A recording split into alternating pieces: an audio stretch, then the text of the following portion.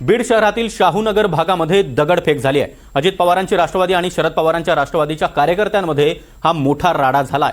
मतदान सुरू असताना बीड शहरामधील शाहूनगर भागात ही घटना घडली आहे। घटना कुठल्या कारणावरून नेमकी घडली आहे हे अद्याप स्पष्ट झालेलं नसलं तरी दोन्ही राष्ट्रवादीचे कार्यकर्ते आपसात भिडलेले आहेत आणि अजित पवारांची राष्ट्रवादी त्याचबरोबर शरद पवारांच्या राष्ट्रवादीच्या कार्यकर्त्यांमध्ये हा मोठा राडा झालाय। बीड शहरातल्या शाहूनगर भागामध्ये दगडफेकीची घटना समोर आलेली आहे।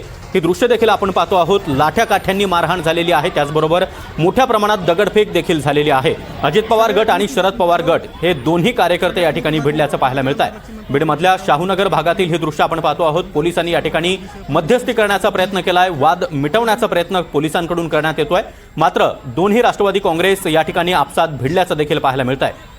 हा व्हिडिओ देखील समोर आलेला आहे, कशा प्रकारे दगडफेक या ठिकाणी केली जाते। आकाश सावंत आपल्यासोबत जोडले गेलेले आहेत। आकाश, बीडमध्ये शाहूनगर भागात दोन्ही राष्ट्रवादींमध्ये हा राडा।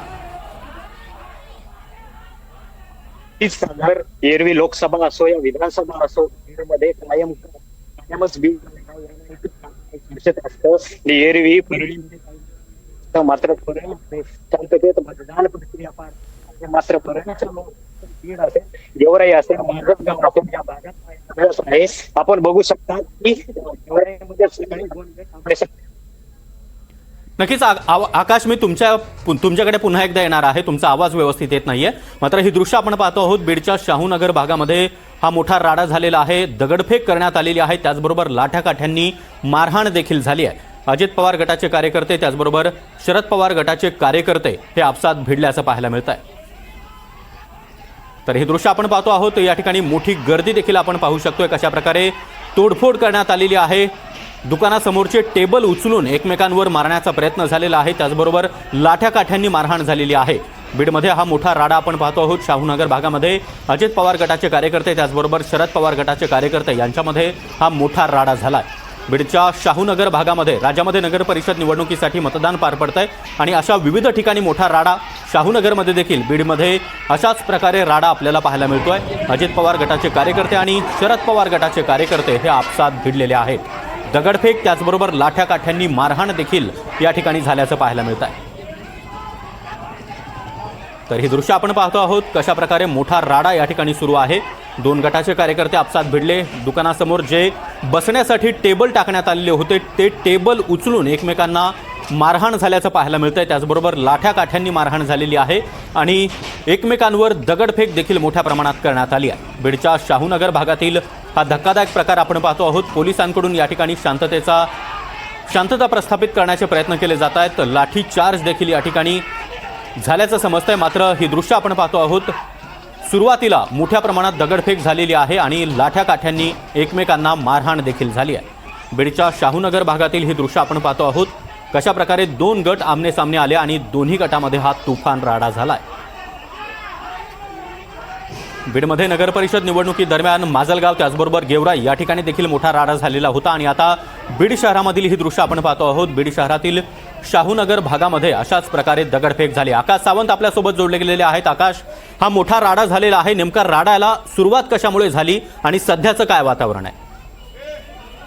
नक्कीच सागर, विधानसभा असो की लोकसभा असो, बीड कायमच चर्चेत आहे। मोठा राडा जो आहे तो निवडणुकीच्या आकाश, तुम्हाला मी थांबवतो। शरद पवार गटाचे मेहबूब शेख सध्या आपल्यासोबत जोडले गेलेले आहेत। मेहबूबजी, आपलं स्वागत। बीडमध्ये मोठा राडा पाहायला मिळतोय, दोन्ही राष्ट्रवादीचे कार्यकर्ते आपसात भिडलेले आहेत, दगडफेक आणि लाठ्याकाठ्यांनी मारहाण झाली।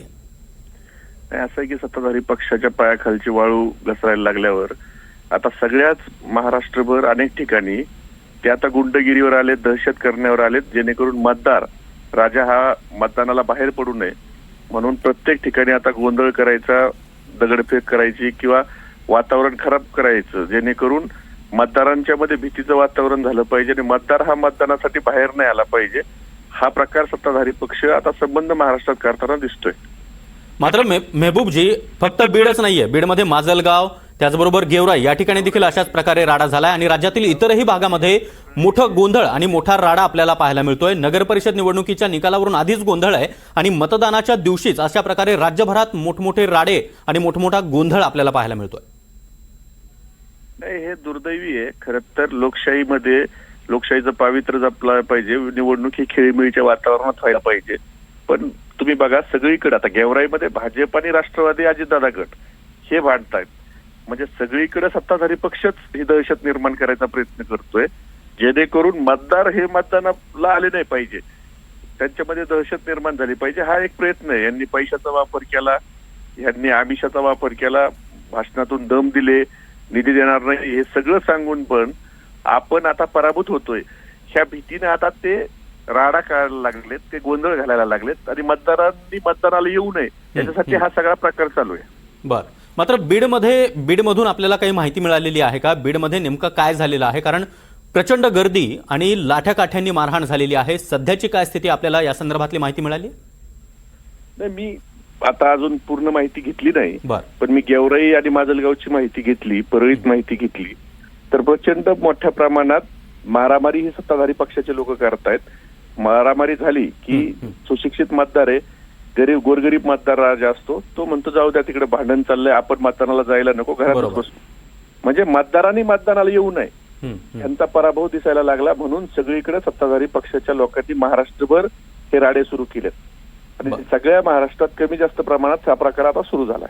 नक्कीच मेहबूबजी, खूप खूप धन्यवाद तुम्ही आमच्याशी संवाद साधला त्याबद्दल. तर एक मोठी बातमी आता समोर येते. 21 डिसेंबर